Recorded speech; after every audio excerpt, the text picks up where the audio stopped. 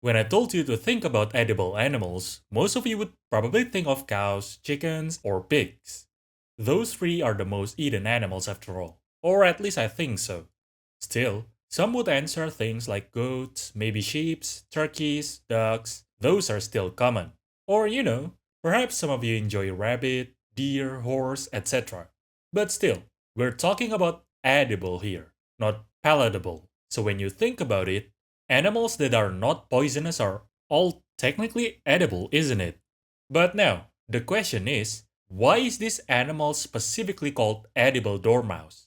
What is so special about them that makes them the edible dormouse? And why is the only animal to have edible on their name is a dormouse in the first place?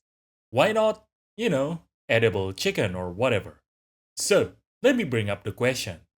What exactly is edible dormouse? If you are from the UK, you might have been familiar with the word Dormouse before.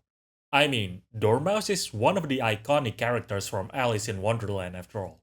Okay, admittedly, I literally didn't even remember a Dormouse character exists in Alice in Wonderland. Of course, I remember Cheshire Cat, Mad Hatter, White Rabbit, and even March Hare, but Dormouse? Whomegalol? I just knew it should be an important character because Dormouse is the best Malice normal summon after all. Anyway, while your natural reaction would be to think a Dormouse is a mouse, that's actually incorrect. They are still a rodent, of course, but not a mouse. They are closer to squirrels actually. The main tail being their furry tail instead of the typical naked tail of mice. Dormouse are their own family, Gliridae. The main part of this name came from the word glis, which is the Latin word for weasel or simply mouse. There are several genera of dormouse, but the edible dormouse is classified in the type genus, Glis. They were once considered a single species, Glis glis, but now a second species is recognized, which is Glis persicus. Glis glis is commonly known as European edible dormouse, while Glis persicus is commonly known as Iranian edible dormouse. The European one is quite widespread throughout Europe, while the Iranian one is restricted to the Caspian Hyrcanian mixed forest, which is technically not limited to Iran. They exist in the southern tip of Azerbaijan and possibly also Turkmenistan. Oh, by the way, the name dormouse itself is not because they exist inside dorms. The door part means benumb, like dormant. They are called that way because they can hibernate for half a year each year. Oh, and they are called edible because they are actual historical delicacies. Several civilizations from Europe, mainly ancient Romans, consumed them. A lot actually. They literally farmed them. We'll talk about their behavior and their historical importance later. Before that, let's talk about their morphology first. Edible dormice are the largest dormouse. They are generally around 15 centimeters without the tail. With the tail, that's another addition of 12 centimeters to their total length. So in total, they are generally around 27 centimeters long. They are usually around 150 grams, but it can double during hibernation. Oh, by the way, their plumpiness is why they are also commonly called the fat dormouse. Their body is similar to that of a squirrel. However, their face looks like that of a mouse, hence the name. Unlike most other dormice, they don't have markings on their face. In fact, they basically have no markings on their body. Their dorsal fur is generally grayish to slightly brownish. Meanwhile, their ventral part is whitish. Oh, and like I said earlier, unlike mice and just like squirrels, their long tail is furry. In the European edible dormouse, it's usually of the same coloration as their dorsal fur. But in Iranian edible dormouse, it's usually blackish. There are some populations of European edible dormouse with blackish tail though, so that cannot be used to differentiate the two species. How to easily do that is simply by finding them in the wild. If you find them within the Iranian edible dormouse distribution range, then it's most likely Glis persicus. Otherwise, it's most likely Glis glis.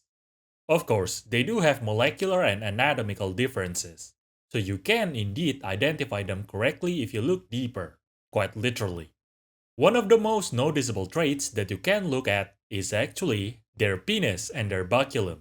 If you've never heard of baculum before, it's penis bone.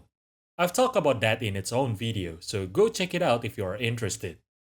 So, what about their penis and baculum? Well, Glis persicus penis is almost twice the size of Glis. Naturally, their baculum is also almost twice the size of Glis. Oh, by the way, in case you are wondering, yeah, looking at genitals is pretty common practice in animal systematics, especially for characterization, because it is often an important diagnostic character. Why, you might ask? Well, the simple logic is one of the drivers for speciation is reproductive barrier. And animals reproduce using their genitals, and incompatible genitals causes reproductive barrier. Hence why different species usually have different genital morphology, to some extent of course. Anyway, if you don't like to look at genitals, you could also look at their feet, which might be more normal for the public. In Glis, the fourth digit of the hind foot is longer than the rest. Meanwhile, in Glis persicus, it is almost the same length as the rest. You can also look at their teeth. Glis persicus have longer teeth row compared to Glis. And yeah, there you go. Next, let's talk about their behavior. But before that,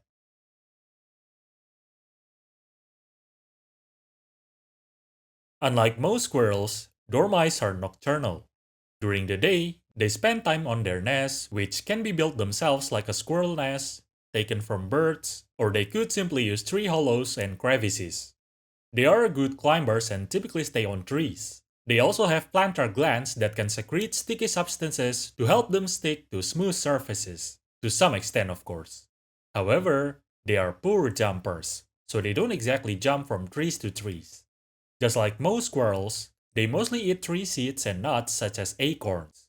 They also eat the green parts of plants and insects though. They especially eat a lot towards their hibernation, which usually starts at around October and ends at around May. So yeah, like I said, they hibernate for half a year each year. They typically hibernate underground, in caves, or could also be in cellars. By that I mean man-made cellars of course. They don't make their own cellar, although that would be quite interesting if they do. Anyway, when they are hibernating, they curl up and wrap their tail over their head and back. They are mostly active during summer.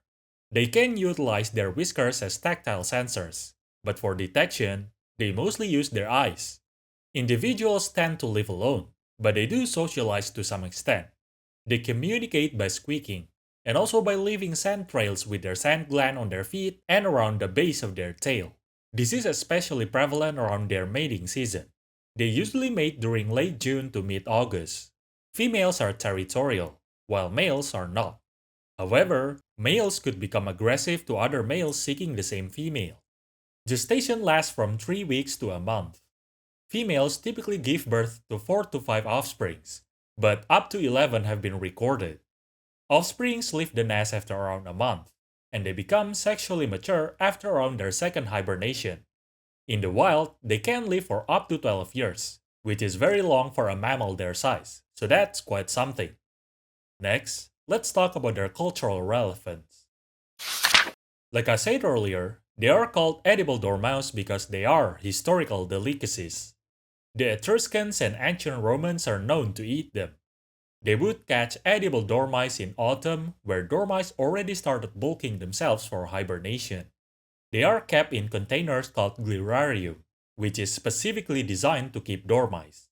Okay, you might ask, what do you mean specifically designed to keep dormice? This is just a vase with holes on it. Well, it kinda is. Dormice were kept in these things to induce hibernation.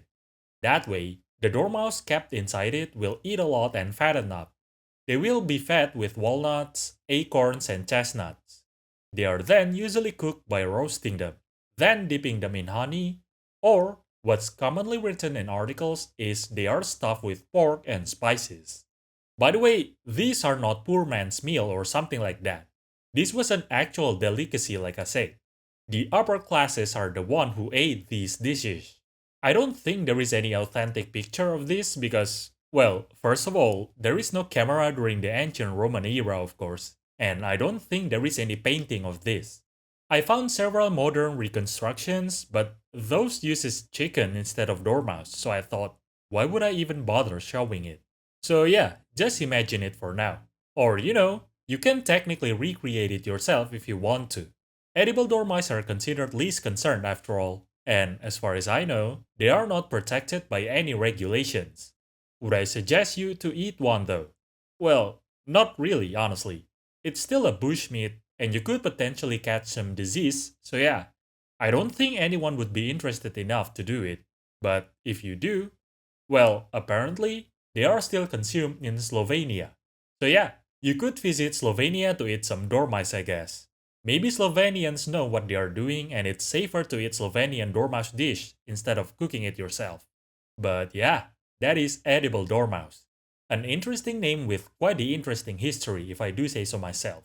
Whether they deserve that name or not, well, each of you could decide for yourself. But for now, let's just learn what is known. And that's all for now. Oh, by the way, while some animals are named after a dish, snacks, or something like that, I think this is the only one that gets the word edible as their name. Do let me know if there is any other though. Anyway, enjoy your day.